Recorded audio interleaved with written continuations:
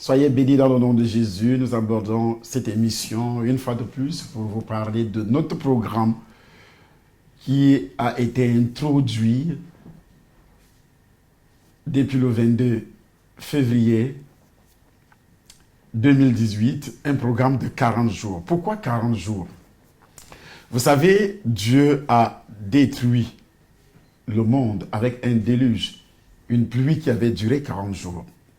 La Bible précise que le déluge fut 40 jours sur la terre, les eaux crurent et soulevèrent l'arche, et elle s'éleva au-dessus de la terre. Nous sommes dans le livre de Genèse au chapitre 7, verset 17. Pendant 40 jours. Donc le chiffre 40, c'est le chiffre de la destruction, des ennemis de Dieu.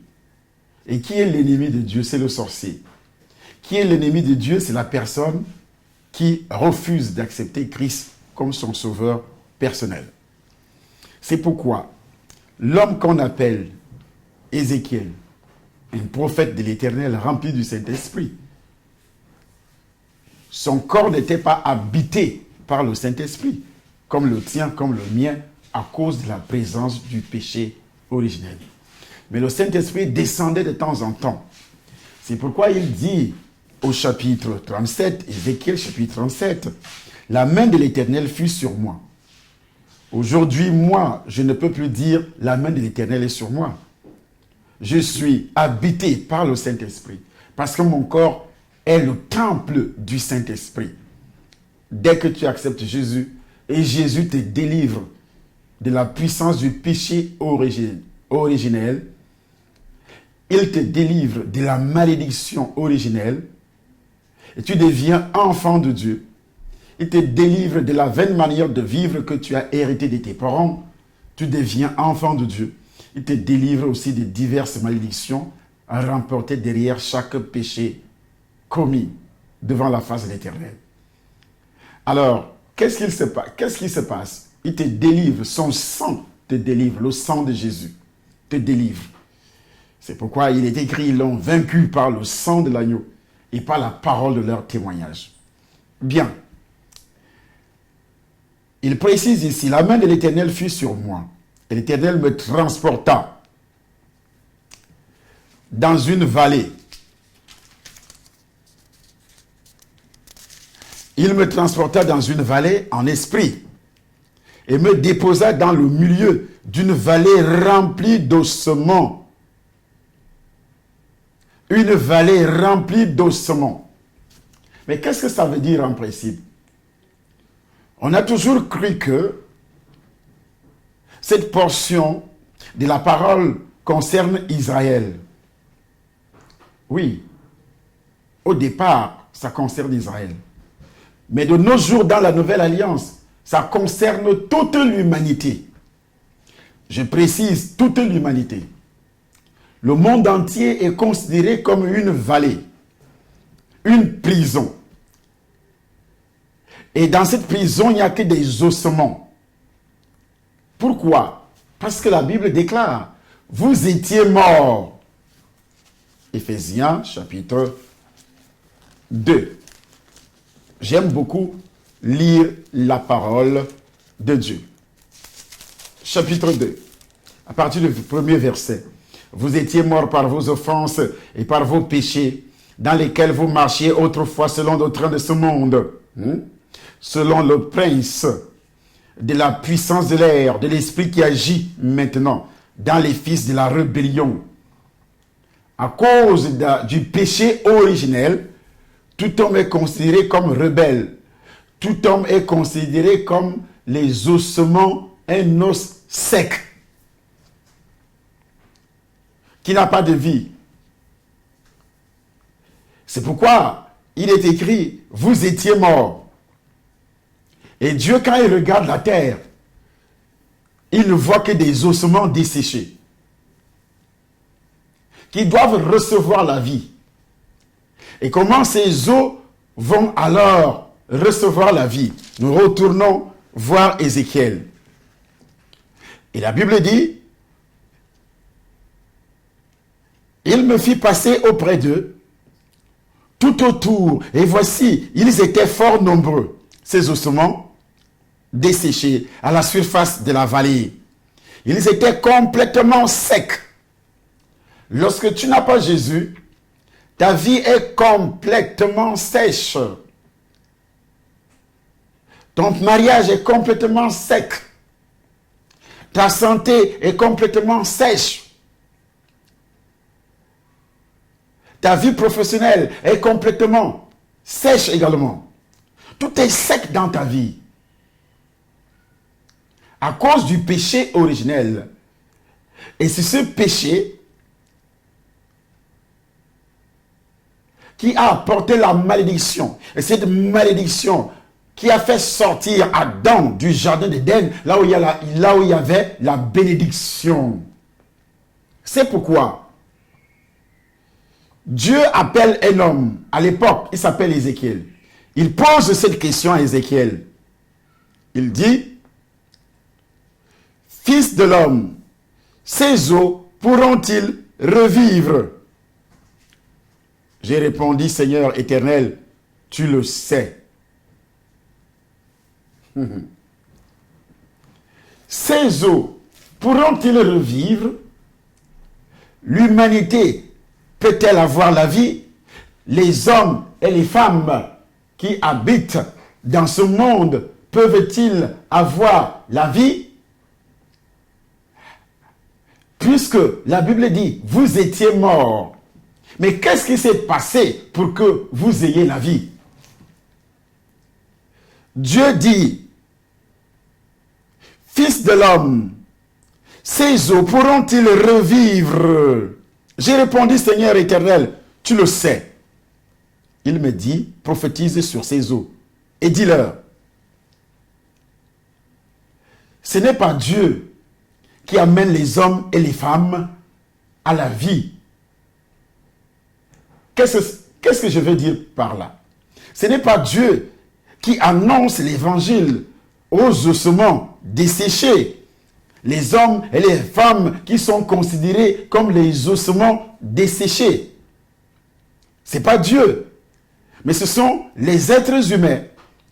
Ce que Dieu a d'abord appelé depuis Jésus. Il a envoyé Jésus pour nous sauver de la vallée. Et lorsque Jésus est descendu dans cette vallée, pour les Juifs et pour toute l'humanité, il n'est pas venu pour une religion. Il est venu pour les Juifs et pour toute l'humanité. Jésus. Dieu a tant aimé le monde, il a donné son Fils, afin que celui qui croit ait la vie éternelle. Parce que tu es mort éternellement. Nous étions morts par nos offenses et par nos péchés, dans lesquels on marchait auparavant, selon le train de ce monde. Il ajoute, verset 3, « Nous tous aussi, nous étions de leur nombre », qui écrit Paul. Malgré que Paul appartenait auparavant à une religion, mais c'était des cadavres, lui-même était cadavre. C'est pourquoi il dit, nous étions tous aussi, nous étions de leur nombre, et nous vivions autrefois selon les convoitises de notre chair, accomplissant les volontés de la chair et de nos pensées. Et nous étions par nature des enfants de colère comme les autres. Il dit nous. Et pourtant, il était juif. Quelqu'un qui suivait la loi de Moïse. Donc, tous ceux qui sont dans les religions en général, si vous n'êtes pas né de nouveau, si vous n'avez jamais été délivré, je dis bien délivré, par Jésus, je précise, parce que c'est lui seul qui délivre. C'est pourquoi la parole de Dieu dit, il n'y a de salut en aucun autre, car il n'y a sous le sol, sous le ciel, aucun autre nom qui était donné parmi les hommes par lequel nous devions être sauvés. Il n'y a que le nom de Jésus. Je ne dis pas que les autres ne sont pas des prophètes. Ce sont des prophètes. Mais ils ne sauvent pas. Il n'y a que Jésus qui sauve. Eux ne sauvent pas. Donc, la loi que vous suivez, les 10 commandements que vous suivez, Paul suivait aussi les 10 commandements. Mais les 10 commandements ne pouvaient pas lui donner la vie. Pas du tout. La personne qui donne la vie s'appelle Jésus, accomplissant les volontés de la chair et de nos pensées. Et nous étions par nature, quelle nature? La nature pécheresse adamique, par nature des enfants de colère comme les autres. Mais Dieu qui est riche en miséricorde, et à cause du grand amour dont il nous a aimés, nous qui étions morts par nos offenses, nous a rendus à la vie. Avec qui? Avec Christ. C'est par grâce que vous êtes sauvés. Ces ossements qui étaient dans la vallée n'avaient pas de vie. C'est une grâce que Dieu demande à son serviteur d'aller prophétiser. C'est une grâce lorsque Dieu dit à ses enfants dans tout l'univers d'aller annoncer la bonne nouvelle du salut en Jésus-Christ. Les hommes dans le monde entier ne pourront jamais entendre l'évangile si toi tu ne prêches pas. Si toi tu ne fais rien pour que l'évangile soit prêché sur les médias. Je précise, les hommes dans toute l'humanité n'entendront jamais l'évangile. Satan fait tout et tout pour embrigader, pour garder ces hommes dans la vallée, morts spirituellement.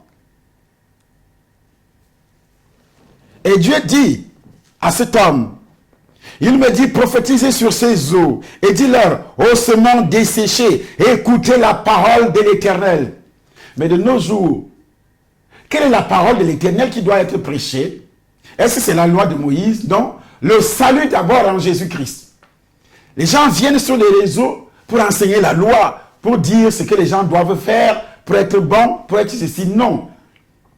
Nous sommes dans l'obligation d'annoncer la bonne nouvelle du salut à toute l'humanité.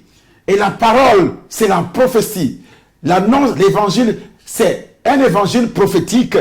La parole de Dieu, c'est la prophétie. Lorsqu'elle est proclamée, elle apporte la délivrance du péché originel à ceux qui écoutent et à ceux qui acceptent. Lorsqu'elle est proclamée, elle apporte la guérison physique. Lorsqu'elle est proclamée, elle ouvre le chemin du ciel. Lorsqu'elle est proclamée, apporte beaucoup d'autres choses que nous allons voir. Parce qu'il dit, prophétisez sur ces eaux et dis-leur, ossements desséchés, et écoutez la parole de l'Éternel. Ainsi parle le Seigneur l'Éternel. Parce que la Bible déclare que de nos jours, Dieu nous parle par son Fils. Mais alors, qu'est-ce que le Fils a dit? Le Fils a dit, si quelqu'un n'est pas né de nouveau, il ne peut pas voir le royaume des dieux. Il s'adressait à Nicodème, qui était un grand observateur de la loi. Jean chapitre 3. La Bible précise, un homme est allé le voir dans la nuit. Et cet homme s'appelait comment? Nicodème. Et cet homme flatte Jésus en disant, nous savons que tu es un grand docteur venu de Dieu. Quelle belle confession. Quelle flatterie. Nous savons que tu es un grand docteur venu de Dieu. Dans Jean chapitre 1er verset, chapitre 3 verset 1er à 8, Jésus aborde une doctrine fondamentale de la foi chrétienne. La régénération, selon Tite chapitre 3 verset 5. Ou naissance spirituelle. Sans la nouvelle naissance, nul ne peut voir le royaume de Dieu. C'est-à-dire recevoir la vie éternelle, ni le salut en Jésus-Christ. Voici quelques remarques importantes concernant la nouvelle naissance. Premièrement, la régénération est la recréation et la transformation de l'être humain. La recréer, c'est-à-dire les ossements étaient secs. Il fallait recréer ces hommes et ces femmes qui étaient considérés comme des ossements desséchés. Et la Bible précise de prophétiser. Et Dieu dit, voici, je vais faire entrer en vous un esprit. L'esprit de Dieu, lorsque tu es mort spirituellement, tu es né sans la présence du Saint-Esprit. Tu n'as pas le Saint-Esprit. Et si tu n'as pas le Saint-Esprit, tu es considéré comme cadavre ambulant. Tu es bien habillé, costumé, tu as des robes de 3000 €, tu as des chaussures, tu as des vernis, tu as des rouges à lèvres, Tu as des poils de mouton sur la tête. Tu es vraiment bien habillé avec des parfums qui coûtent cher. Mais aux yeux de Dieu, tu es mort. Tu es un os desséché, un os sec. Tu es milliardaire. C'est pourquoi il dit dans le livre de Jean, Apocalypse chapitre 3, verset 17. Tu dis, je suis riche, je me suis enrichi. Je n'ai besoin de rien. Mais la Bible déclare, c'est parce que tu ne sais pas que tu es malheureux, que tu es pauvre, que tu es misérable. Et pourtant, tu prétends que tu es riche. Pour Dieu, tu es un os sec. Pas seulement l'os qui vit dans le corps d'un être humain, mais un os sec dont le cadavre qui était déjà pourri, entré dans sa phase de destruction, la chair pourrie, les nerfs pourris. Il n'y a que les os qui sont restés et qui ont séché au soleil. Même les chiens refusent de croquer, même les chiens refusent de manger. Ces os-là, les os secs, n'ont même pas la moelle à l'intérieur, rien. Pas même le petit cartilage qui couvre l'os. La moelle à l'intérieur, tout est sec dans ta vie parce que tu n'as pas de Christ. Tout est sec dans ta vie. Et pourtant, tu es bien habillé, tu as des maisons, tu as des voitures. Tu occupes un poste très élevé dans la société. Et tu appartiens à la classe des hommes riches ou des moyens ou je ne sais quoi. Mais tu es un homme pauvre, misérable. Tu es considéré comme un os dont le chien refuse de croquer. Même le chien refuse de croquer. Tu n'es rien du tout. Pourtant, tu es bien habillé, tu as déjà enlevé la peau. Tu portes tous les masques, poils de mouton sur la tête et aussi ce qu'on appelle le fond de teint ou bien teint de fond, je ne sais pas comment l'expression que vous utilisez souvent. Mais pour Dieu, tu es un homme, une personne, une femme, un os sec. Il n'y a rien de bon. Ton mariage est sec. Ta santé sèche. Tout est sec dans ta vie. Ta vie professionnelle est sèche également. C'est-à-dire on peut la détruire. Satan peut détruire cette vie quand il veut, comme il entend. Tes affaires, cette vie des affaires est sèche également. Elle peut être détruite. Satan peut détruire. Dieu lui-même peut détruire. Et tu n'as plus rien. C'est pourquoi, dans ce monde-ci, pour que quelqu'un soit riche, qu'est-ce qu'il doit faire? Il doit signer des pactes avec Satan. Et pourtant, il a des talents. Un joueur de football, de hand, les boxeurs, il signe des pactes avec Satan. Avec Satan. C'est ça le grand problème. Il va signer des pactes avec Satan. Et il va croire. D'autres également entrent dans les réseaux. Pour être nommé ministre, pour être nommé ceci, il faut entrer dans tel réseau, dans tel cercle. Parce que tu es considéré comme un os, dont un os qui est comme sec. Tu n'as pas de vie. Et on te trompe.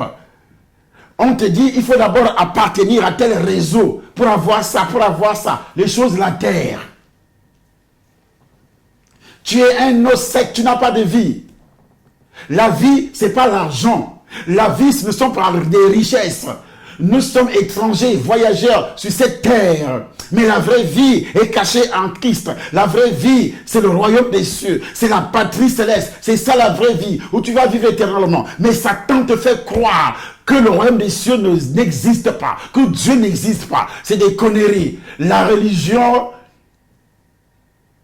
africaine, d'autres disent, nous avons nos propres coutumes.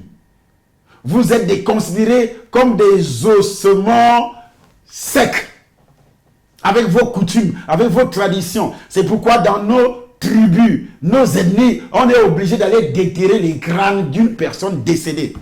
On parle à un crâne, le crâne.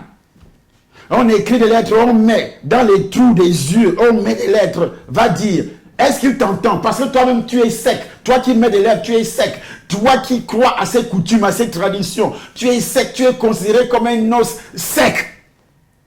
Il n'y a rien de bon dans ta vie. Tu vas dépenser tout ton argent là-dedans, sur les ossements secs. Chez les féticheurs, il est sec. Toi-même, tu es sec. Ton horoscope que tu lis, sec. Toi-même, tu es sec également. Il n'y a rien, il n'y a pas de vie dans tout ça.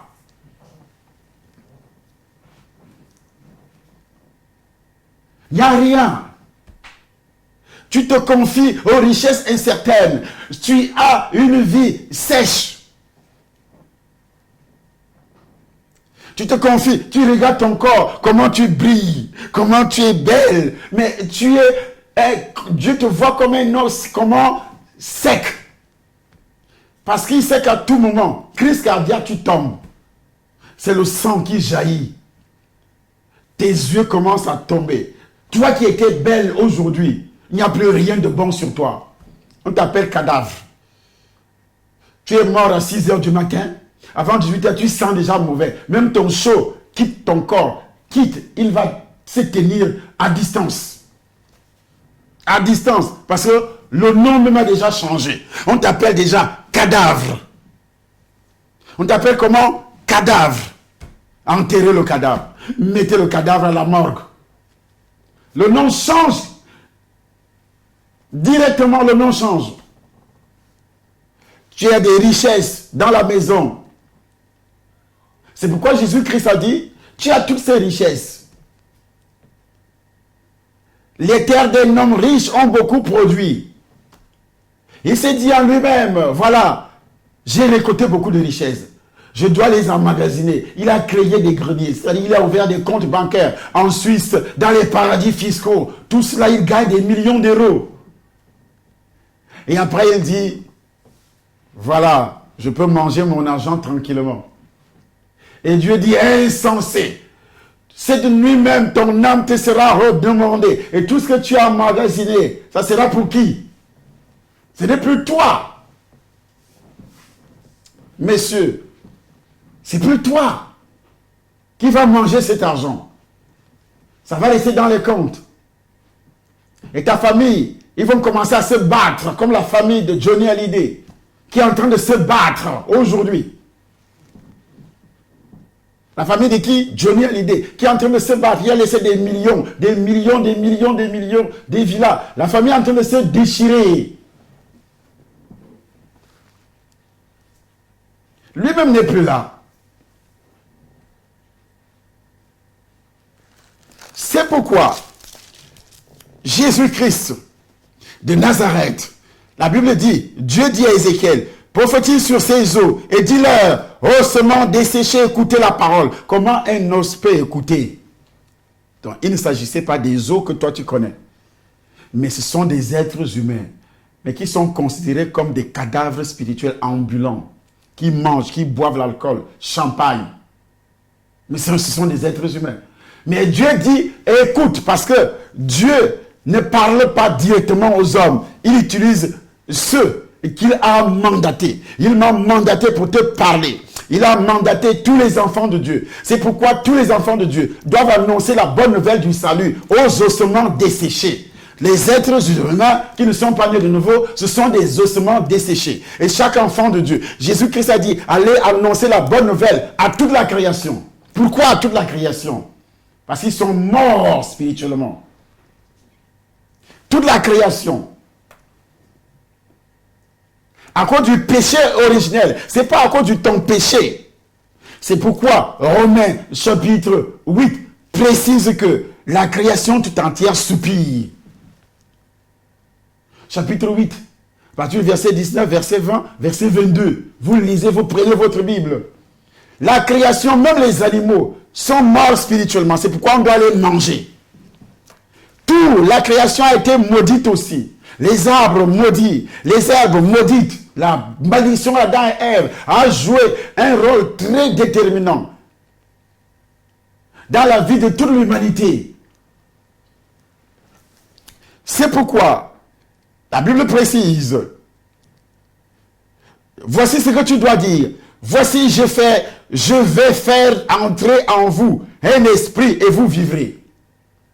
C'est pourquoi lorsque tu acceptes Jésus, la puissance du sang de Jésus détruit la puissance du péché originel. Alors le Saint-Esprit descend sur toi. Parce que tu n'es pas né avec le Saint-Esprit. Il dit à Ézéchiel, prophétise, je vais faire entrer en vous un esprit. Il doit faire entrer l'esprit de Dieu. Parce que il n'y a pas une seule personne dans ce monde qui est née avec l'esprit de Dieu. Jésus a reçu le Saint-Esprit à quel âge? Il a été engendré par le Saint-Esprit. Mais il a reçu le Saint-Esprit à quel âge? C'est le modèle que Dieu voulait nous montrer. Tu n'es pas né avec le Saint-Esprit. Tu dois recevoir parce que tu es né avec la malédiction, rejeté par Dieu. Il faudrait d'abord que tu sois délivré en prophétisant sur toi. C'est pourquoi cette semaine, le dimanche, tu dois être au temple des nations. Mercredi, tu dois être temple des nations. Vendredi, tu dois être au temple des nations. Dimanche, alors, c'est l'apothéose. Pourquoi? Parce que je dois prophétiser. Je précise, je dois prophétiser.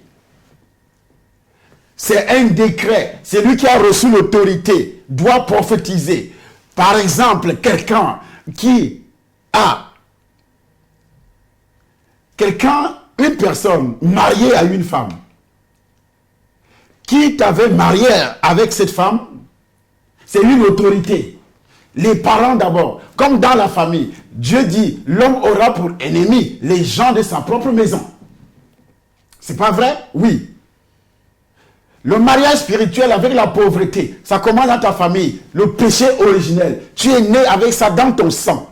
La mort, c'est dans ta famille, dans le sang, ça se trouve dans ton sang. Et tu as hérité. La Bible dit, la vaine manière de vivre que nous avions hérité de nos parents. 1 Pierre chapitre 1er verset 18. La vaine manière de vivre que nous avions hérité. C'est un héritage. Tu es né avec ça. C'est dans la famille.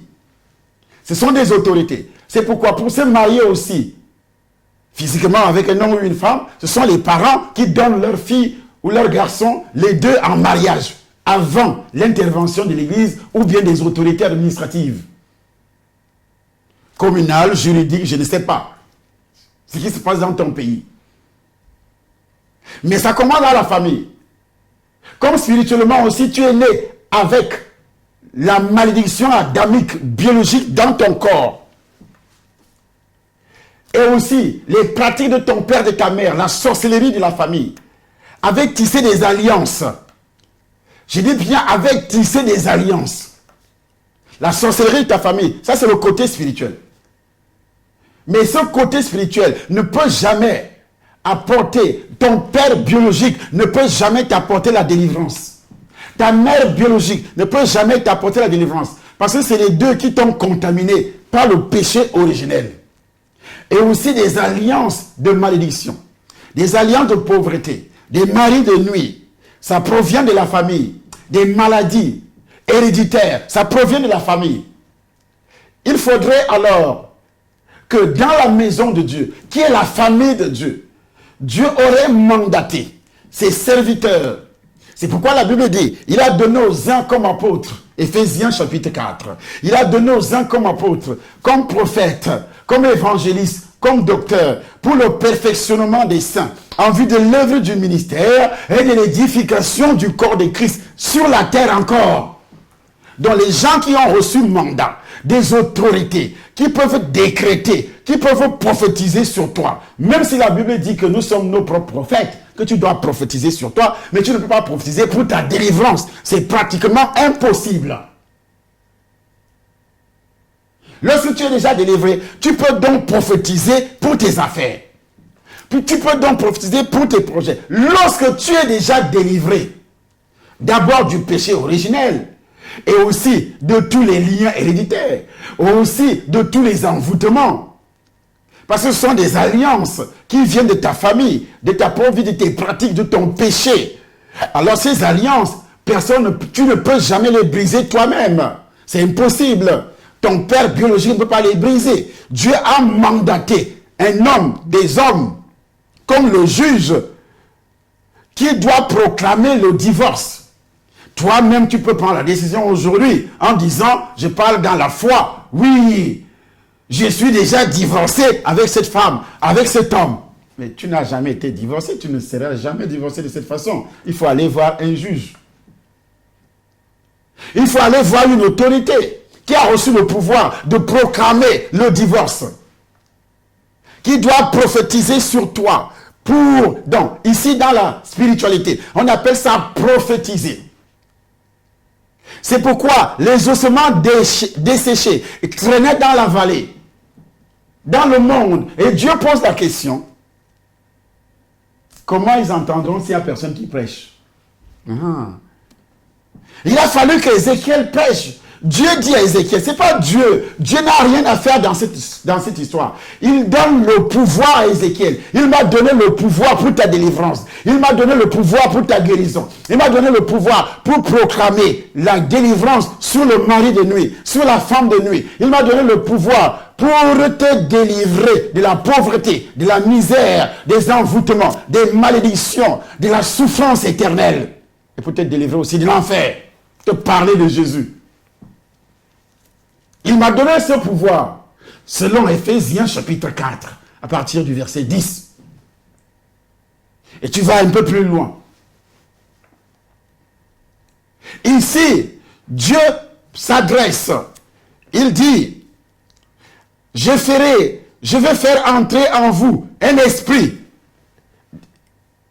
C'est que Ézéchiel doit dire. Donc, tous ceux qui m'écoutent, si vous n'avez pas Jésus, si vous n'êtes pas né de nouveau, la vraie nouvelle naissance qui commence sur l'identification du péché originel. Si tu n'as jamais identifié le péché originel avant d'accepter Jésus-Christ, tu n'es pas encore né de nouveau. Si tu me dis aujourd'hui que voilà, moi, je suis né de nouveau parce que j'ai abandonné l'alcool, j'ai abandonné le sexe avec d'autres hommes, d'autres femmes, j'ai abandonné le mensonge, là je sais que je suis né de nouveau, tu n'es pas né de nouveau. Ça c'est la loi. Paul aussi observait la loi, mais il conjugue le verbe en disant nous étions aussi de leur nombre. En observant la loi. Mais c'est le péché originel, madame, messieurs, qui fait de toi fils de Satan. Par rapport à cette nature adamique, tu es né avec ça. Dans ton corps, dans ton sang. Il faut quelqu'un. C'est pourquoi, lorsque tu acceptes le Seigneur, tu confesses par la bouche, et un homme, l'homme de Dieu qui a prêché, doit donc te conduire, il doit prier sur toi, il doit briser, il doit prononcer le divorce entre toi et le diable et les démons, le jour que tu acceptes le Seigneur. C'est ça la nouvelle naissance. On n'a jamais fait ça, et tu prétends être quelqu'un. Tu prétends que tu es né de nouveau, tu n'es pas né de nouveau, l'enfer t'attend. Tu n'es pas né de nouveau. Je ferai entrer en vous un esprit et vous vivrez. C'est la nouvelle naissance. Donc, le jour que tu reçois le Seigneur, l'Esprit de Dieu entre dans ton corps. Ton corps devient le temple du Saint-Esprit. Je précise, ton corps devient quoi? Le temple du Saint-Esprit. C'est ça le modèle. Et puis, lorsque ton corps va devenir le temple du Saint-Esprit, et il ajoute, je ferai croître sur vous de la chair. Faire croître sur vous la chair ici, c'est quoi? C'est la guérison physique. Parce que lorsque tu es malade physiquement, mais tu perds le poids, il prophétise sur la guérison physique. On doit prophétiser. On doit prier ce dimanche. Chaque dimanche, viens suivre cette alliance au Temple des Nations sur l'adresse. Et ce dimanche, c'est spécial. Le dimanche qui arrive ici, c'est spécial. Tu ne dois pas rester chez toi à la maison. Tu dois faire tout et tout pour que tu sois là ce dimanche. Tu entres dans une nouvelle alliance. L'alliance de la guérison. Faire entrer l'Esprit, tu dois recevoir le Saint-Esprit. Vous recevrez une puissance. C'est pourquoi Jésus-Christ prophétisait sur... Il dit, vous recevrez une puissance survenant sur vous et vous serez mes témoins. Le Saint-Esprit doit jouer un rôle dans ta vie. Et vous serez mes témoins. Il ajoute, je vous donnerai des nerfs. Les nerfs ici, ce sont les dons du Saint-Esprit. Je vous donnerai les nerfs, parce que sans les nerfs, je ne peux pas bouger. Sans les dons du Saint-Esprit, l'œuvre ne peut pas s'avancer. don de prophétie, don de parole de sagesse, parole de connaissance, don de miracles, don de ceci. Ce sont les dons du Saint-Esprit. Il précise, je vous donnerai des nerfs. Je ferai croître sur vous de la chair, dont la santé physique. Je vous couvrirai de peau. Couvrir de peau, ici, c'est quoi? C'est la protection spirituelle. Le sorcier ne peut plus jamais te détruire. Un envoûtement, le sorcier sera incapable de t'envoûter. Et si tu avais déjà été envoûté, je prononce seulement des paroles. Et tu es délivré. Et tu es délivré. Quel est le sorcier qui peut envoûter un enfant de Dieu? Petit sorcier. Petit sorcier du monde entier. Vous allez vous cacher dans des histoires, des cercles mystiques, des sectes pernicieuses. Vous portez des grosses barbes. C'est des conneries. C'est des bêtises. Il y a d'autres qui enterrent des Bibles. D'autres enterrent des lances. D'autres, on te dit, tu as la malchance. On doit te laver ton corps. C'est des conneries. C'est des bêtises. Je précise, ce sont des bêtises. Il n'y a que la parole de Dieu. Pour un enfant de Dieu, né de nouveau. Je ne parle pas de la religion. Paul était dans la religion. N'est-ce pas, vous dites qu'il y a les plus grandes religions dans le monde, le judaïsme, le catholicisme, ceci, cela. Les religions que l'État connaît. Mais que Dieu, lui, ne connaît pas. Dieu n'est pas religieux. Dieu ne connaît pas la religion, monsieur. Dieu ne connaît pas la religion, madame. Tu perds ton temps à dire, je suis catholique, je suis protestant, je suis judaïsant. Comment on les appelle même les judaïsants? Juif qui n'est pas né de nouveau, c'est l'enfer. C'est écrit dans la parole. C'est le juif quand Jésus va redescendre, tout œil le verra. C'est ces juifs qui seront en vie ce jour-là et qui vont croire selon la promesse. C'est ces juifs-là qui iront au ciel. Chaque juif qui n'accepte pas Jésus maintenant va en enfer, direct. Depuis la nouvelle alliance. Direct. Et ça m'étonne que vous, pasteurs, soi-disant nés de nouveau, vous partez à Israël, vous revenez avec des chichias sur la tête. Vous vous faites convertir par les rabbins qui ne sont pas nés de nouveau. Vous n'avez pas honte. Ils vous enseignent quoi? La magie kabbalistique. Vous n'avez pas honte. Vous, pasteurs chrétiens africains, ceux qui voyagent, ils vous donnent de l'argent là-bas, je sais. D'autres reviennent, ils parlent de Moïse. Moïse, c'est qui à côté de Jésus? Moïse a parlé de Jésus, s'il vous plaît. Moïse a parlé de l'arrivée de Jésus.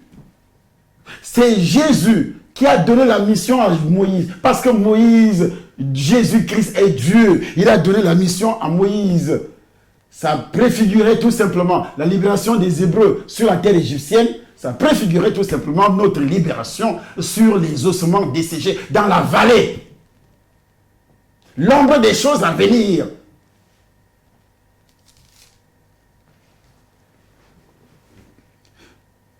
Je vous donnerai des nerfs, les dons du Saint-Esprit. Tu as quel don du Saint-Esprit alors? Je vous donnerai des nerfs. Les nerfs nous permettent de se déplacer. Les nerfs, le système nerveux, tout ce qui est nécessaire pour vivre. Et je vous donnerai une peau qui va vous couvrir. C'est la protection. Dieu protège chaque personne qui est née de nouveau. Et il ajoute, et vous vivrez, et vous saurez que je suis l'Éternel. Un enfant de nous est né. C'est la prophétie sur l'arrivée de Jésus, non? On l'appellera Père éternel. Et vous saurez que je suis l'Éternel. Je prophétisais selon l'ordre que j'avais reçu. Et comme je prophétisais, il y eut un bruit. Et voici, il se fit un mouvement. Il se fit un mouvement. Quand quelqu'un est réellement né de nouveau, il y a un bruit parce que le Saint-Esprit, quand il descend, Il descend dans ta vie avec un bruit. Tu commences à faire des bruits. C'est pas n'importe quel bruit, mais c'est le bruit du Saint-Esprit. Tu commences à prêcher l'évangile. L'évangile qui fait trembler le pécheur. L'évangile qui fait trembler les démons, qui fait trembler les sorciers. Les sorciers commencent à mal parler de toi, à te critiquer. Les sorciers commencent à gémir. Tu mets mal à l'aise les sorciers. Ils commencent à trembler de part et d'autre. Parce que quand moi je parle, tous les sorciers du monde entier tremblent. Tous les petits sorciers, les démons, Satan lui-même tremble parce que j'ai reçu une puissance, le Saint-Esprit qui est en moi, qui fait trembler les démons, qui fait trembler Satan et tout son royaume. Toutes les confréries des sorciers doivent trembler. Et j'apprends souvent que beaucoup de chrétiens disent, confessent par leur bouche, oh oui, il y a un sorcier qui m'a touché, qui m'a envoûté. Toi, enfant de Dieu, un sorcier t'envoûte. Tu penses que tu es enfant de Dieu? Je ferai entrer dans ton corps l'esprit. Et c'est dans ton propre corps-là que les démons viennent utiliser ce corps en couchant avec toi. Tu es toujours considéré comme un os desséché qui attire les chiens. Le démon, c'est le chien. Il faut que je prophétise sur toi. Parce que c'est toi qui as fait entrer ces démons. D'abord par ta famille. Les oncles. Il y a eu mariage spirituel. Les tantes, tes frères, tes sœurs. C'est pourquoi tu ne fais que rêver d'eux. Et pourtant tu es déjà marié. Il faut que l'alliance soit brisée. Par qui? Pas par toi-même. Par quelqu'un qui a reçu le mandat. Ce dimanche, l'alliance doit être brisée. Par la puissance du Saint-Esprit. Je dois prophétiser. Je dois aussi t'amener à prophétiser. Parce que il est écrit que nous sommes nos propres prophètes. Lorsque le Seigneur va conduire Ézéchiel, il me dit prophétise et parle à l'esprit. Et parle à l'esprit. Prophétise, fils de l'homme, et dis à l'esprit. Là, il commence à dresser, comme tu es déjà délivré du péché originel, le Saint-Esprit est entré, le Saint-Esprit a la capacité de transmettre le message de Dieu à ton esprit. De transmettre le message de Dieu à ton esprit, toi. Donc il faut alors prophétiser, il faut prêcher. Quand on prêche, comment ils entendront? Romains chapitre 10, à partir du verset 14. Comment ils entendront s'il n'y a personne qui prêche? Comment ils entendront? Dieu dit à Ézéchiel, prêche. Ézéchiel regardait des eaux et constata désespérément la situation. Et quand je regarde le monde, les gens sont dans les bois de nuit. Les gens sont dans des bêtises.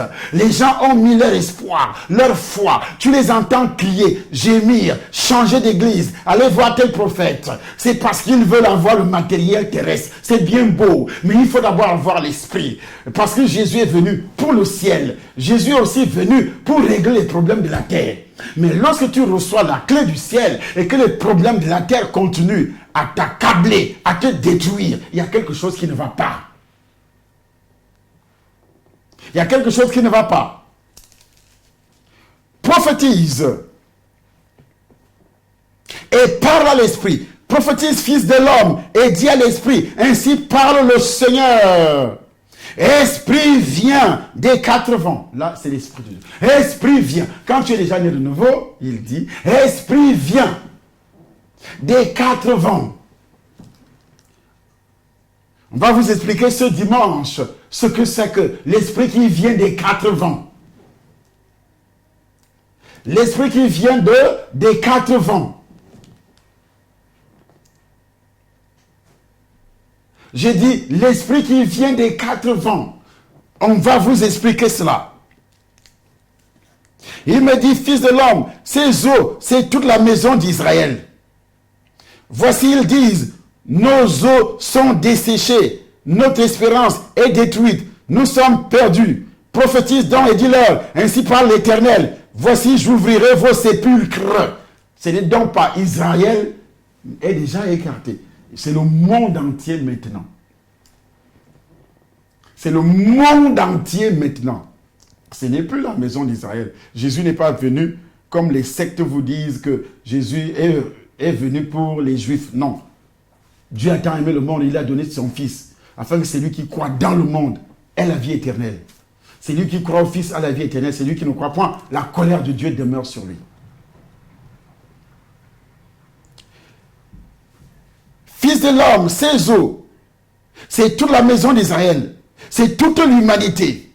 Ils disent, nos os sont desséchés, notre espérance est détruite, nous sommes perdus.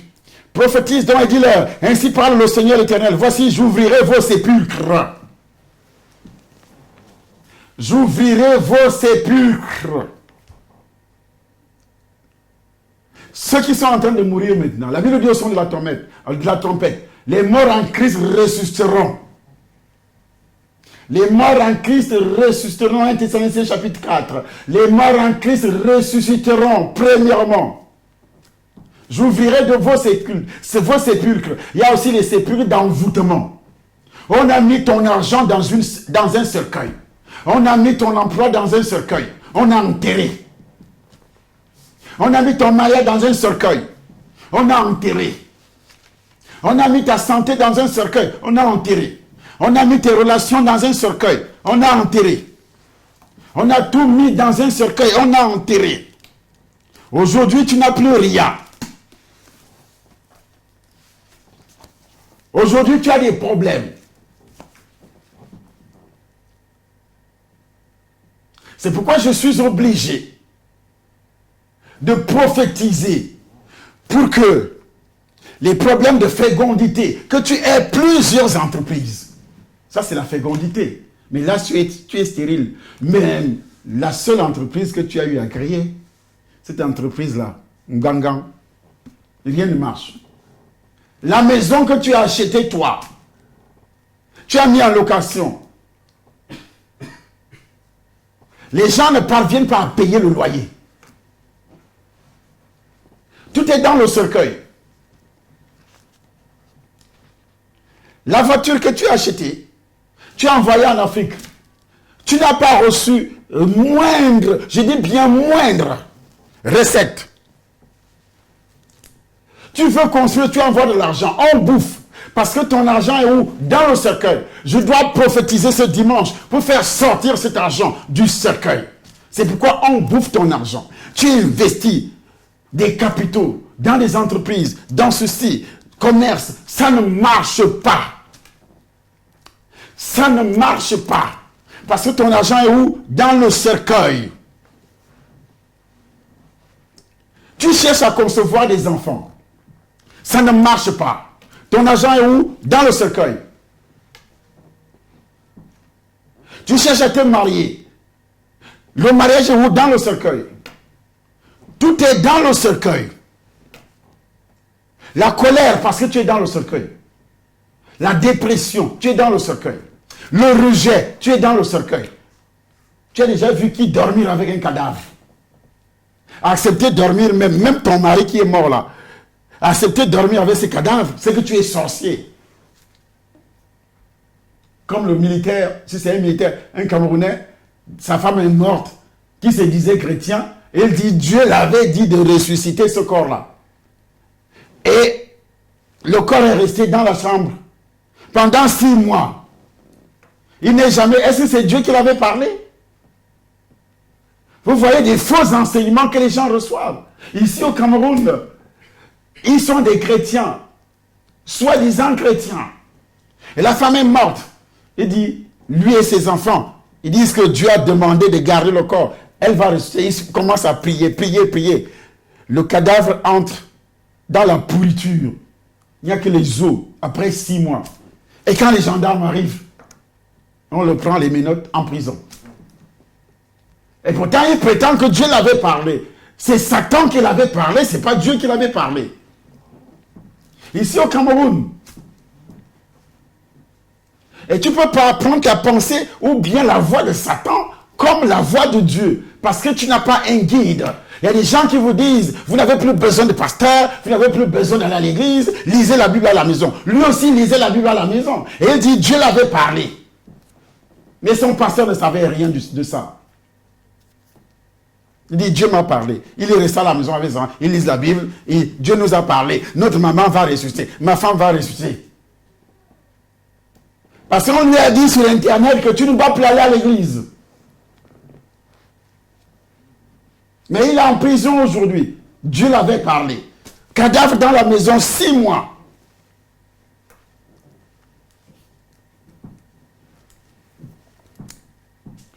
Dieu précise.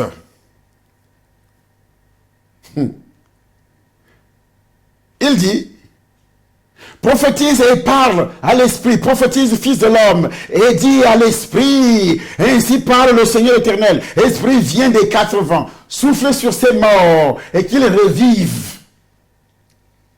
Je prophétisais selon l'ordre que j'avais reçu, et l'esprit entra en eux. Ils reprirent vie et ils s'éteignirent sur leurs pieds. C'était une armée nombreuse, très nombreuse. Parce que la Bible dit, nous sommes une armée de Christ. Vous n'avez pas à lutter contre la chair et le sang, mais contre les dominations. Une armée qui doit lutter contre les sorciers, qui doit lutter contre les dominations. Les esprits dominateurs, c'est pourquoi le dimanche, je commence à parler des esprits dominateurs. Une armée nombreuse doit venir au temps des nations ici. Ne rate pas un seul instant. J'ai dit de ne pas rater. C'est pourquoi il continue à dire, ces eaux, c'est toute la maison d'Israël. Voici, ils disent, nos eaux sont desséchées. Notre espérance est détruite. Nous sommes perdus. Pourquoi vous allez chez les féticheurs? Parce que vous croyez que votre espérance est détruite.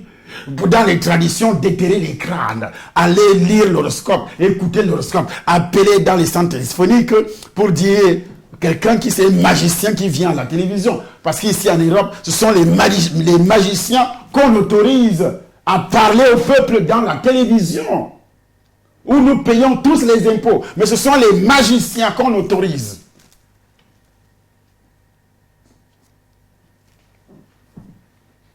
Et la Bible déclare, voici, ils disent, nos eaux sont desséchées.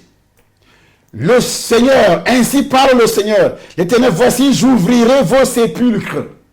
Je vous ferai sortir de vos sépulcres, ô mon peuple, et je vous ramènerai dans le pays d'Israël. Le pays d'Israël, c'est le royaume des cieux, c'est toi qui es vrai Israël.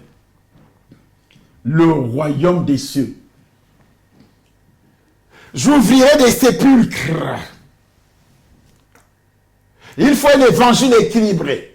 Le royaume des cieux est réglé aussi. Le vrai évangile règle les problèmes du ciel. Le vrai évangile règle aussi les problèmes de la terre. Que l'on ne te trompe pas. Parce que j'entends qu'on ne doit plus parler des miracles. On ne doit plus parler des guérisons. C'est quel évangile? Jésus-Christ a dit, voici les signes qui accompagneront ceux qui auront cru. En mon nom, ils chasseront les démons. Est-ce qu'il y aura des démons au ciel? On ira chasser les démons au ciel? Qu'est-ce que vous racontez aux gens? Si vous n'avez pas la puissance, si vous n'avez pas l'autorité, si vous n'avez pas le pouvoir sur Satan et ses démons, taisez-vous, fermez la Bible. Retournez dans vos villages. Allez défricher les cacaoyères. Que de porter la Bible, c'est pavaner de part et d'autre pour dire, oui, on ne doit plus parler de miracles. Pourquoi vous dites aux gens que Dieu va guérir? Et Dieu ne guérit pas. Et Dieu ne guérit pas. Dieu ne délivre pas. C'est Satan qui parle par la bouche des hommes qui sont incapables. Ils se tiennent là seulement et les versets bibliques. Amen. On rentre à la maison avec des démons, avec de la sorcellerie. Et la nuit, le mari de Dieu vient, tchouk, tchouk, tchouk, tchouk, tchouk. Tu vois des personnes décédées dans les rêves. Toi qui as la colère, tu as le dérèglement, tu as tout ça dans ta vie. Tous les symptômes de colère excessive, de tremblement dans la colère, des accumulations excessives de richesses sont en toi. Tu ne penses qu'aux choses de la terre. Et puis on te dit, ce sont les démons.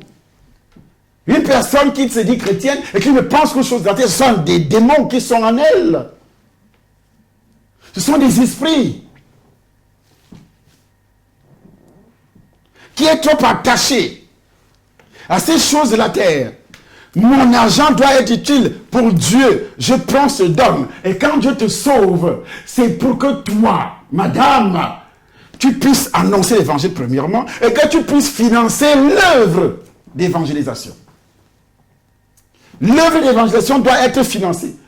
Nous devons avoir des chaînes de télévision pour prophétiser, donc annoncer l'évangile sur 7 milliards d'habitants. Mais le monde entier Aujourd'hui, il y a combien de croyants nés de nouveau dans le monde entier? Il y a combien de chaînes de télévision dignes de ce nom qui émettent sur tous les satellites du monde entier? Parce qu'il manque d'argent. Il n'y a pas d'argent. Mais Satan a volé tout l'argent du monde. Il donne aux joueurs du football. Un petit gamin qui frappe sur le cuir. On lui donne 200 millions. Plus de 200 millions par an. Ici, il y a un contrat. 200 millions d'euros. Pas même francs CFA. C'est pas Satan. Vous pensez que c'est Dieu? Ceux qui sont milliardaires, ils sont des enfants de Dieu.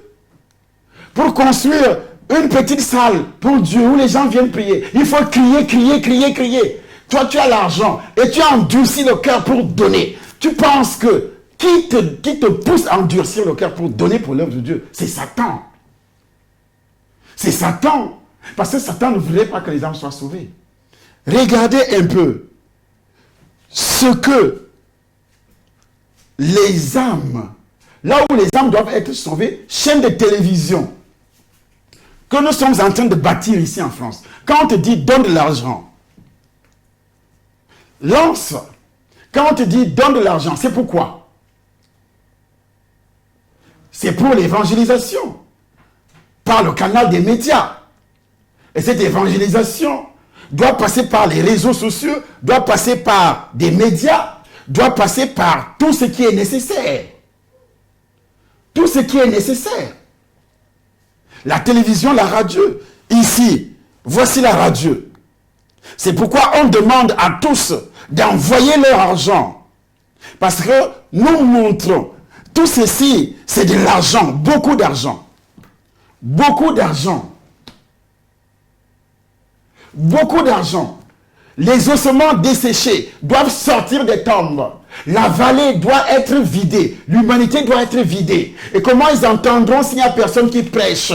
Dit le livre de Romains, au chapitre 10, à partir du verset 14. Comment ils entendront? S'il n'y a personne qui prêche. S'il n'y a personne qui prêche. Comment ils entendront? Chapitre 10. Comment donc invoqueront-ils celui en qui ils n'ont pas cru?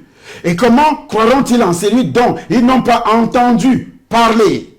Et comment entendront-ils parler s'il n'y a personne qui prêche? Alors moi je peux prêcher dans ma chambre ici. Si je n'avais pas ces appareils, qu'après avoir, je prêche, il y a une caméra qui enregistre. C'est une caméra qui coûte de l'argent. Une caméra qui coûte de l'argent. Je suis assis sur une table. Cette table-là a coûté de l'argent. Une chaise, c'est de l'argent. La télévision, c'est de l'argent. C'est de l'argent. La voiture qui vient de passer, on dit le serviteur de Dieu, vous l'avez de grosses voitures. Cette voiture a été vendue pour cette salle. Vendue. C'est pas parce que j'avais des problèmes de loyer, mais pour acheter, pour avoir cette salle, louer cette salle, pour pouvoir faire l'œuvre de Dieu. Et pour installer aussi chaîne de télévision. Pour ces chaînes de télévision, il faut donc envoyer l'évangile dans le monde entier. Par le canal de ces chaînes de télévision. Et alors, on dépense donc des centaines de milliers d'euros.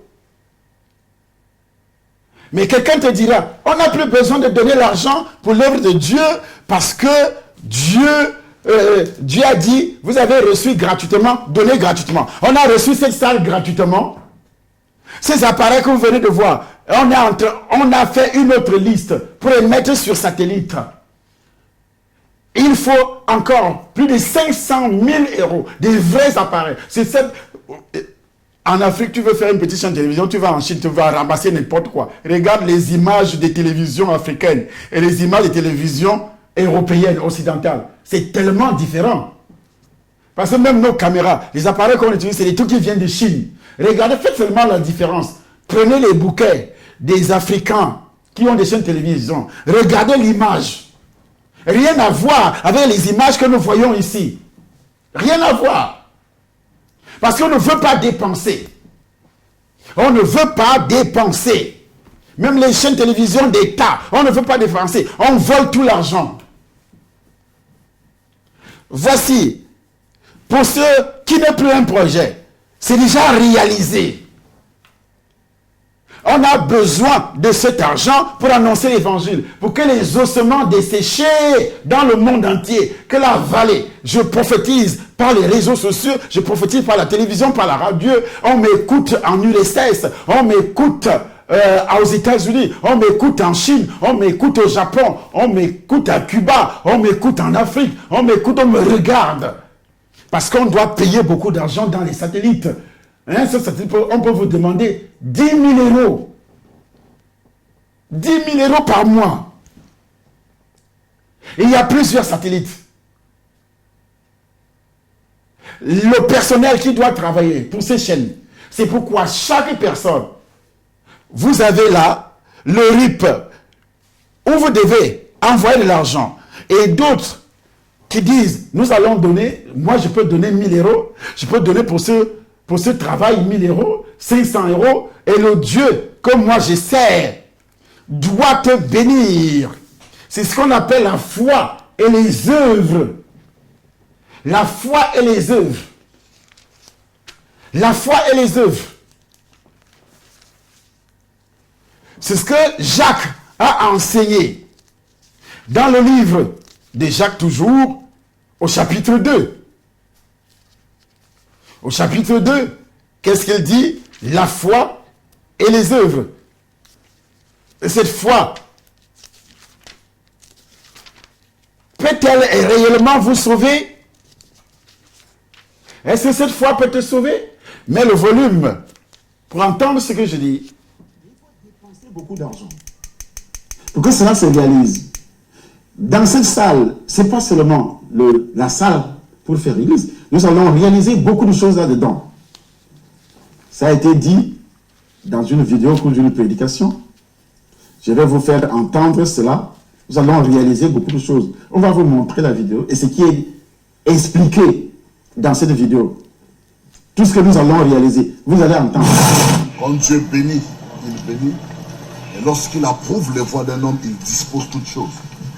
Et j'ai été convié personnellement, invité pour venir visiter les locaux, visiter l'enceinte. Nous sommes dans tout un village pour une première fois.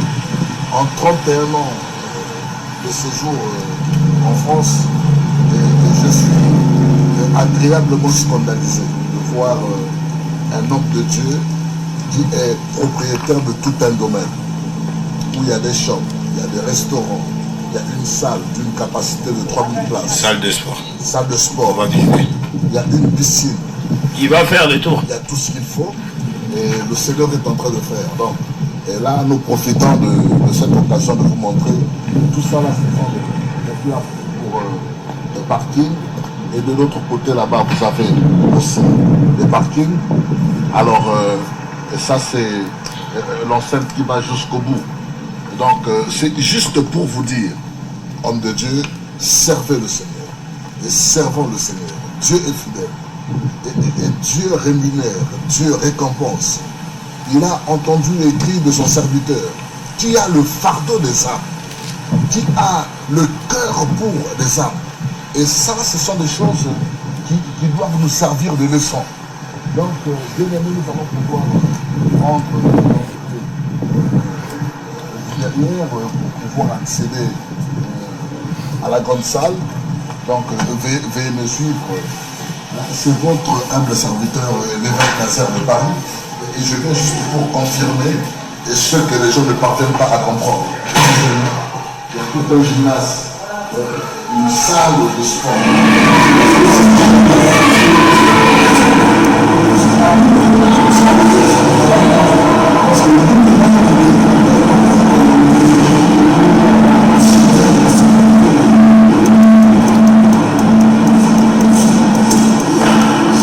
Et voici la salle, la belle salle qui est devenue belle pour l'instant avec tout ce qui a été réalisé comme travaux. Après ces travaux qui ne sont pas d'ailleurs terminés, et voici la configuration de la salle pour l'instant. Vous voyez que nous avons encore tout ce qui est comme outil de travail à l'intérieur de la salle. Nous avons les baies vitrées, toutes les décorations que ça doit prendre. Quand on a pris cette salle, il n'y avait pas tout ceci. C'était vraiment dégueulasse. Un magasin, un entrepôt. Il n'y avait pas de plafond. Aujourd'hui, nous vous présentons cette nouvelle salle qui a subi beaucoup de travaux, beaucoup d'améliorations depuis qu'elle a été prise.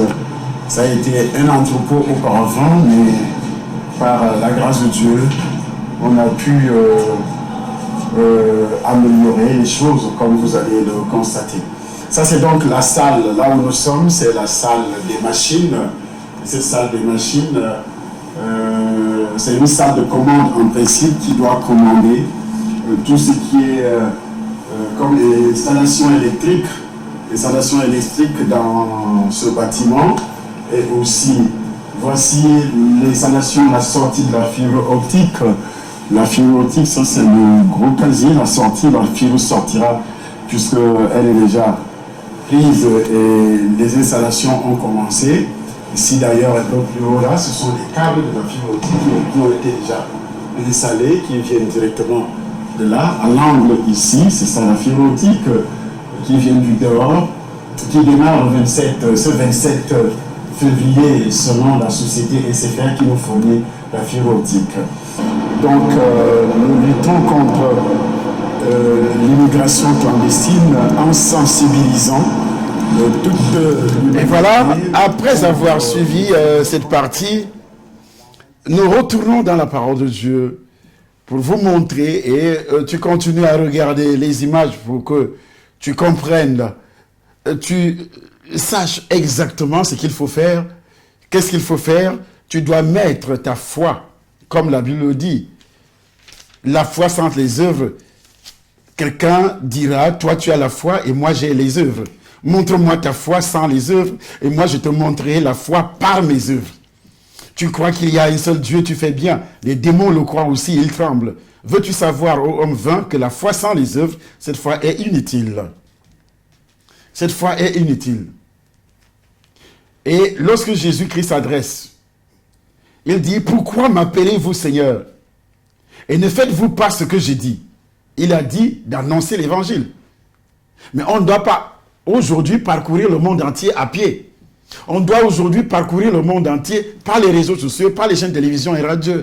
C'est pourquoi, cet endroit, nous demandons à tous ceux qui regardent ces émissions que si vous voulez être bénis, c'est le moment de s'aimer. Vous avez tout est dit là-dedans. Vous avez le compte bancaire, vous pouvez s'aimer en envoyant 100 euros, 1000 euros, 2000 euros, 10 000 euros dans le compte bancaire, ou bien par le canal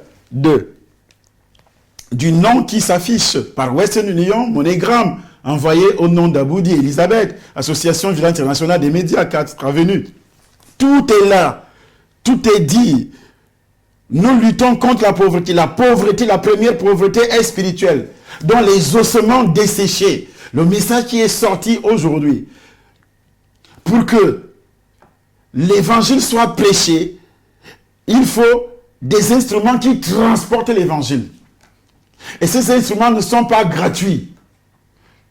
Il y a des gens qui viennent sur les réseaux sociaux, oui, ils vendent la parole de Dieu. Ils vendent la parole. La parole de Dieu, ce n'est pas le livre. La parole de Dieu, ce n'est pas le livre. Mais c'est le livre. Cette feuille-là n'est pas gratuite pour porter la parole de Dieu. Elle n'est pas gratuite. Le livre même n'est pas gratuit. Les ignorants, les satanés, les sorciers qui vous disent, ils vendent. La salle n'est pas gratuite. Nous payons 8 500 euros par mois. Sans compter les charges. Avec les charges, on arrive déjà à 11 000 euros par mois. 11 000 euros, ça veut dire quoi? Ça veut dire que vous êtes à 7 millions de francs CFA par mois. 7 millions de francs CFA par mois. Et quelqu'un vous dira, oui, ils demandent l'argent, ils font ceci, ils font cela. Lui qui est assis seulement derrière son ordinateur, il n'a pas autre chose. Après, ils vont vous demander de l'argent, donnez-nous, nous avons des progrès, des projets, et puis ils commencent à acheter des conteneurs, des caméras, des conteneurs ici pour aller vendre en Afrique. Et nous, on montre des preuves. Des preuves que toi, tu sèmes sur une bonne terre. Sur une bonne terre. Tu mets une fondation. Il est semblable à un homme qui, bâtissant une maison, a creusé profondément, a posé le fondement sur le roc. Une inondation est venue et le torrent s'est jeté contre cette maison, sans pouvoir l'ébranler, parce qu'elle était bien bâtie. Mais celui qui entend et ne met pas en pratique est semblable à un homme qui a bâti une maison sur la terre, sans fondement. Le torrent s'est jeté contre elle, aussitôt elle est tombée, et la ruine de cette maison a été grande. Luc chapitre 6, verset 46 à 40. Le fondement ici, c'est ce sacrifice que tu feras, comme Paul l'appelle ça, sacrifice. Philippiens chapitre 4, verset 18. Un sacrifice que Dieu accepte et qui lui est agréable. Il ajoute, et mon Dieu pourvoira à tous vos besoins. Si les gens de Philippe n'avaient pas envoyé à 2 reprises de l'argent à Paul, ils n'allaient pas prier pour eux, ils n'allaient pas prophétiser. Et ça a changé leur vie, parce qu'il a dit, et mon Dieu pourvoira à vos besoins. Pourquoi? Parce qu'ils ont envoyé à 2 reprises de l'argent à Paul, pour pouvoir à ses besoins. Ici, ce n'est pas pour pouvoir à mes besoins, c'est pour réaliser ce travail que vous voyez. À une autre occasion, il dit, vous m'appelez maître et seigneur, et vous dites bien, car je le suis. Si donc je vous ai lavé les pieds, moi le Seigneur et le Maître, vous devez aussi vous laver les pieds les uns les autres, car je vous ai donné un exemple, afin que vous fassiez comme je vous ai fait. En vérité, je vous le dis, le serviteur n'est pas plus grand que son Seigneur, ni l'apôtre plus grand que celui qui l'a envoyé.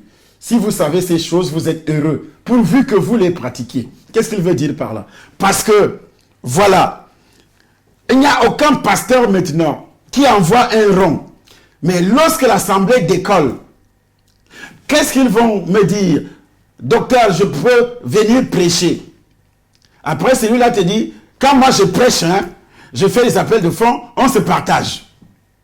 Mais l'église n'est pas une entreprise. J'ai vu les Américains des Bénin, les Bénin et les autres. Avant de venir prêcher chez toi, il faut d'abord mettre 50 000 € dans son compte. Heureusement qu'il s'est repenti. Dans son corps, avant de venir prêcher. Donc ça veut dire quoi? On vend la parole. Avant de venir prêcher. Et moi, je voulais l'éviter au Cameroun. Et lorsqu'on m'a dit ça, j'ai dit non, je ne le fais pas. Moi seul, j'ai rempli les stades au Cameroun. Pourquoi je dois donner d'abord l'argent à quelqu'un pour venir prêcher? On ne doit pas me donner l'argent pour aller prêcher. C'est moi qui dois donner et comme je donne. Voilà ce qu'on appelle s'aimer. Je suis arrivé en France. Je fais venir l'argent de mon propre pays dans mes comptes bancaires, dans le ministère, pour réaliser ce travail-ci, pour réaliser ce que vous voyez. Je n'ai pas commencé à dire aux gens envoyés. J'ai montré l'exemple. J'ai des preuves, des papiers Western Union, des transferts avec le compte bancaire, avec ma carte de crédit du Cameroun. Je mets dans le compte de cette association, ici en Europe. J'ai des preuves. J'ai toutes les preuves parce que les gens veulent les preuves. Toutes les preuves. Et aujourd'hui, les gens se mettent seulement derrière les chaînes de télévision, derrière les micros, derrière les caméras pour dire « Oui, on demande l'argent. » Voici oui, où chacun peut investir.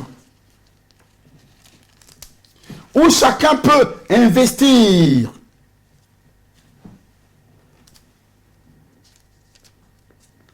Où chacun peut investir.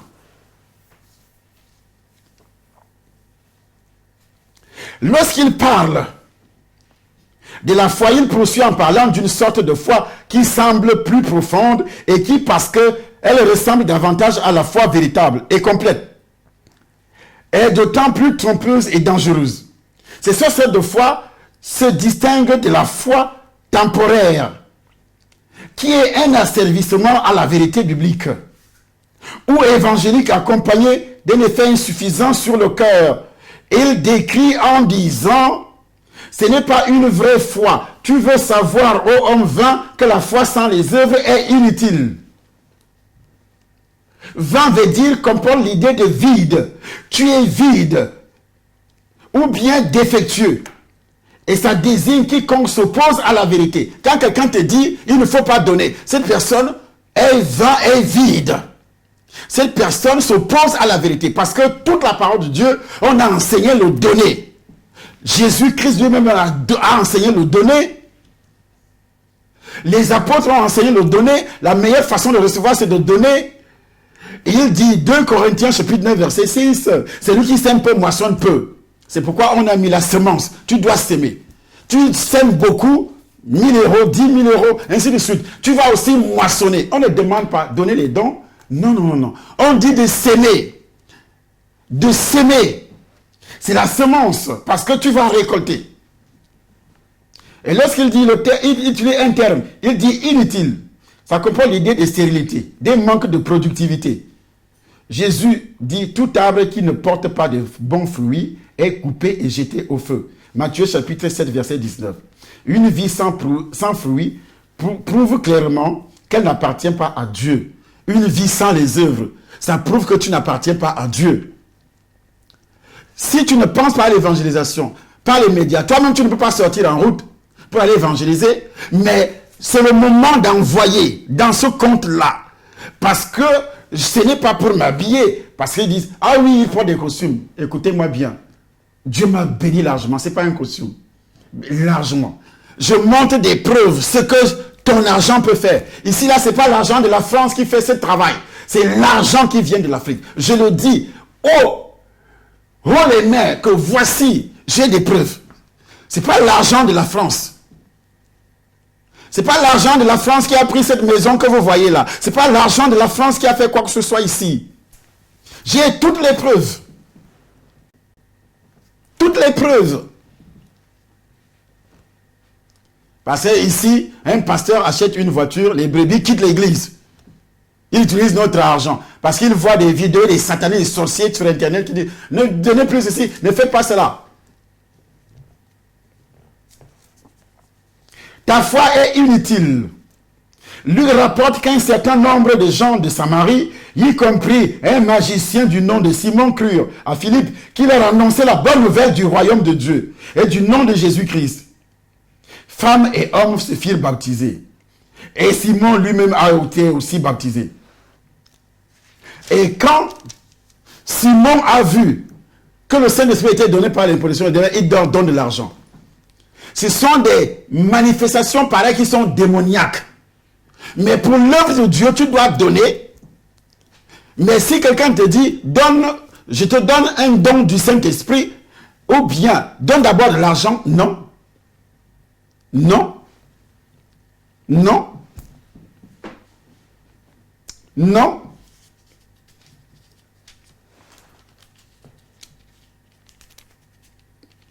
Donc voilà. C'est pour vous dire quoi? Vous devez absolument s'aimer dans cette œuvre pour que nous ayons tout le nécessaire pour travailler. Le nécessaire, c'est l'argent.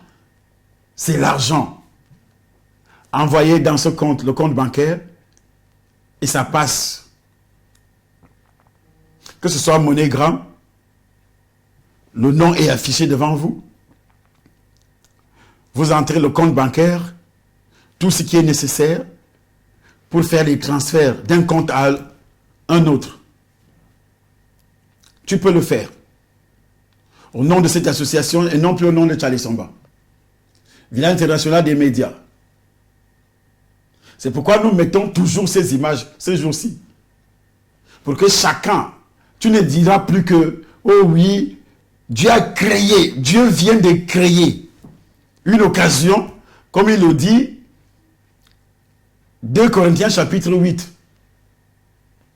Dans le livre de 2 Corinthiens chapitre 8,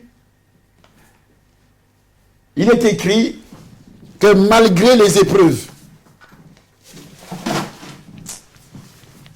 malgré la pauvreté qui avait frappé cette église, ils ont donné, je l'atteste, selon leurs moyens et au-delà de leurs moyens. Ils ont donné au-delà de leurs moyens. Ce n'est pas seulement ceux qui sont riches qui doivent donner. Même au-delà de tes moyens. L'apôtre Paul dit, il atteste qu'ils ont donné, et même au-delà de leurs moyens. 1 Corinthiens, le chapitre 8, que nous allons lire, ça sera ma dernière lecture avec vous ce soir.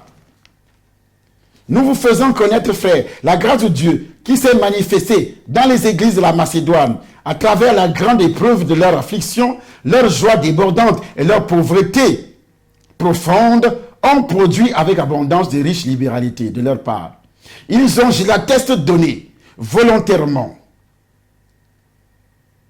selon leurs moyens, et même au-delà de leurs moyens, nous demandons avec de grandes instances la grâce de prendre part à l'assistance destinée aux saints. Ce bâtiment est destiné, les saints ici, c'est qui? C'est pas Saint Paul qui est mort, Saint Pierre qui est mort. Tous qui viendront prier, c'est une assistance. En été comme en hiver, nous avons déjà une salle, des bureaux, la télévision qui sera logée, la radio et tous les services, des salles. Regardez. Regardez. Voilà le RIB du compte bancaire où tu dois faire les transferts. La façon dont les gens considèrent l'argent est un bon baromètre de leur spiritualité. L'argent n'est ni bon ni mauvais en soi. Ceux qui sont corrompus peuvent en faire un mauvais usage, tandis que ceux qui sont bien peuvent en faire un bon usage également. Même si l'argent est neutre, l'usage que font les gens de leur argent reflète leur moralité intérieure. Selon ce que Jésus a écrit, Jésus a dit, car là où est votre trésor, là aussi sera votre cœur. Luc chapitre 12, verset 34. La Bible n'interdit pas la possession d'argent. En fait, elle enseigne que l'Éternel donne de la richesse pour acquérir ses richesses. C'est l'Éternel qui donne des richesses. Deutéronome chapitre 8, verset 18. Et nous donne avec abondance toutes choses pour que nous en jouissions. 1 Timothée chapitre 6, verset 17. Et en vertu de sa bénédiction, bien des hommes pieux mentionnés dans l'Écriture comme Job. Job a fait des sacrifices. Abraham, Genèse chapitre 13, verset 2. Isaac, chapitre 26, verset 12 à 13. Jacob, chapitre 30, verset 43. Ils étaient riches. Boaz, Ruth, chapitre 2, verset 1er. Salomon, alors, c'est grave. Salomon a fait des sacrifices plus que toute autre personne dans le monde. Et quand Dieu apparaît dans la nuit, Salomon a fait des sacrifices dans la journée, et Dieu est apparu dans la nuit et dit, dis-moi, qu'est-ce que tu veux? Si tu ne fais pas des sacrifices, si tu ne donnes pas, Dieu ne peut pas te demander ce que tu veux. Dieu ne peut pas résoudre tes problèmes. Lorsque tu vas commencer à s'occuper seulement de tes problèmes, j'ai le loyer, j'ai ceci, Dieu va t'abandonner dans tes problèmes. C'est pourquoi beaucoup de chrétiens aujourd'hui souffrent. Ils souffrent pourquoi? Ils s'occupent d'abord de leur loyer, de leur argent de nourriture, des habits, l'argent de poche. Ils oublient l'œuvre de Dieu. Et dès que tu oublies l'œuvre de Dieu, Dieu t'oublie aussi. Dieu t'oublie directement. Directement. Bien que la Bible n'interdise pas la possession d'argent, elle affirme que nous ne devons pas l'aimer. Car l'amour de l'argent est la racine de tous les maux. Les gens aiment tellement l'argent aujourd'hui que donner, ça devient un problème. Ils aiment les sorciers qui viennent prêcher. Dieu ne donnez plus la dîme. Quelle dîme? La dîme n'est pas biblique. Quelle dîme qui n'est pas biblique? Si vous ne connaissez pas la parole de Dieu, taisez-vous, fermez votre Bible, vous êtes des sorciers. Abraham, notre père, a payé la dîme. Dans la lettre de Paul aux Hébreux, est-ce que ce n'est pas dit, tous les enfants spirituels, vous aviez reçu le Seigneur dans ce ministère, vous devez donner votre dîme. Vous devez envoyer votre dîme ici, dans les comptes bancaires ici, là. Vous envoyez votre dîme, vous envoyez les offrandes. À chaque fois que tu regardes la vidéo, tu envoies une offrande. Tu envoies une offrande. Parce que c'est ces offrandes, ces dîmes que l'on prend pour investir pour l'œuvre de Dieu. Pourquoi les hommes de Dieu ne peuvent jamais avoir de grandes chaînes de télévision? Vous savez, avoir une chaîne de télévision, la Suisse a voté aujourd'hui. Il y a des sociétés qui se sont levées en disant que l'État ne doit plus financer, on ne doit plus payer les impôts pour les télévisions, chaînes de télévision en Suisse. Il y a eu vote. Et ils ont dit, nous devons. Ils dépensent 400 millions, 600 millions par an pour la chaîne de télévision. Pourquoi les chrétiens, les hommes de Dieu, les enfants de Dieu, ne peuvent pas donner cet argent pour que cet argent soit dépensé? Moi, j'ai montré des preuves, ce que je fais avec l'argent, le peu que les pauvres gens en Afrique donnent. Donnent. Moi, je suis dans les affaires. Là où l'église que vous voyez au Cameroun, là, c'est mon argent qui est à la fondation de cette église. Mon argent, gagné des marchés de l'État.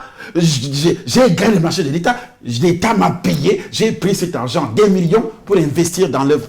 Pour avoir l'endroit où nous sommes au Cameroun aujourd'hui. Les gens ouvrent leur bouche. Leur bouche pour parler. Si vous ne connaissez pas, fermez vos bouches. La personne qui parle n'a rien fait pour Dieu un jour. Qui peut nous montrer que moi j'ai fait ça? Voici ce que moi, j'ai des choses à vous montrer tout le long de la semaine. Pour fermer les bouches à ceux qui parlent. Vous aussi montrez votre part. Mais vous ne montrez absolument rien. Vous venez seulement sur les réseaux pour parler. Vous dites quoi? Fermez vos bouches. Vous n'avez rien à montrer.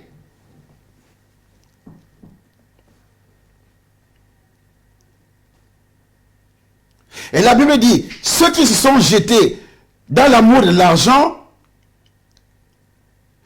ils se sont jetés eux-mêmes dans bien des tourments. 1 Timothée chapitre 6, verset 10. Dans bien des tourments. Plus loin dans ce même chapitre, Paul exhorta Timothée ainsi. Recommande aux riches du présent siècle de ne pas être orgueilleux, de ne pas mettre leur espérance dans des richesses incertaines. Et aimer l'argent, c'est avoir pour lui une affection malsaine et être poussé à l'acquérir à tout prix. Or, une telle poursuite est de la folie pure. Mais lorsqu'on commence à donner à Dieu, c'est une façon de s'aimer pour que Dieu te bénisse. Dieu dit, veux-tu poursuivre du regard ce qui va disparaître? Car la richesse se fait des ailes, et comme l'aigle, elle prend son envol vers les cieux. Proverbe chapitre 23, verset 4 à 5. Bien qu'il ait été un des hommes les plus riches qui ait existé, Salomon a écrit sur l'argent.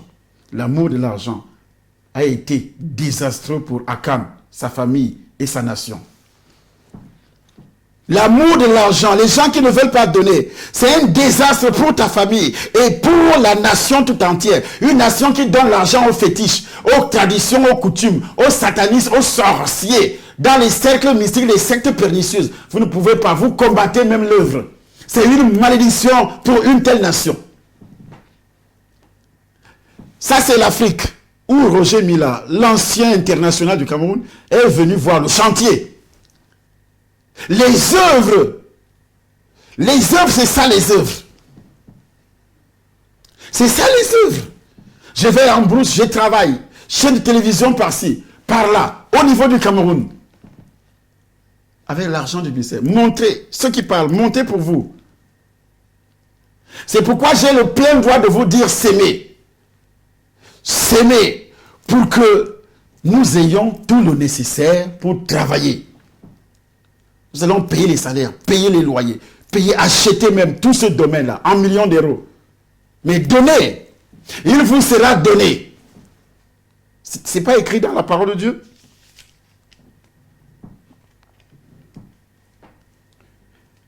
C'est pas écrit dans la parole de Dieu? Si. Si. Voilà ce que je peux vous dire. On va d'abord s'arrêter là aujourd'hui. Mais faites tout et tout. Tous ceux qui sont des enfants spirituels. Tu es un enfant de Dieu. Envoie tes dons, ta semence. Tu es du temps de nation ou pas. Envoie la semence. Tu verras la bénédiction qui va suivre. La bénédiction qui va suivre. Envoie dans ce compte. Fais un transfert. Fais un transfert. Et tu vas voir ce que Dieu va faire dans ta vie. Et j'ai annoncé un grand mouvement ce dimanche. Ne manquez pas le temple des nations ce dimanche. Ne manquez pas. Il faudrait être là absolument. Tu vas voir ce que Dieu va faire par rapport à tout ce qui a été dit. Rappelle-toi, partage la vidéo. Il faut également s'abonner. Il faudrait s'abonner pour que la grâce de Dieu continue à se manifester dans ta vie. Au nom puissant du Seigneur Jésus-Christ Nazareth. Amen.